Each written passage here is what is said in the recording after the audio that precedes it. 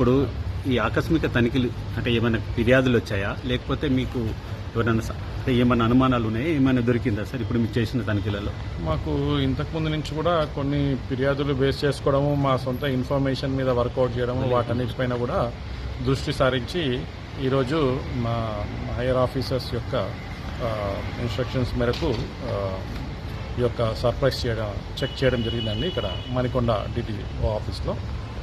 ఇక్కడ ఈ డిటిఓ ఆఫీస్లో దాదాపు ఒక 12 మంది ఏజెంట్స్ కూడా ఉన్నారు లోపల.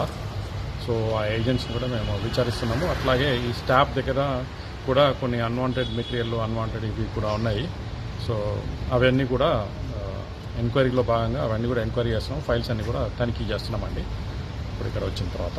ఈ ప్రైవేట్ బస్సులకు సంబంధించిన కానీ కొన్ని స్కూళ్ళకు కానీ కొన్ని అవకతవకలు జరుగుతున్నాయని రోజు అనుకుంటున్నారు సార్. దానిపైన ఇక్కడ ఏజెంట్లే ప్రత్యామ్నాయంగా మొత్తం వాళ్ళే చూస్తున్నారు. దానిపైన మీరు ఏమైనా చర్యలు తీసుకుంటారు?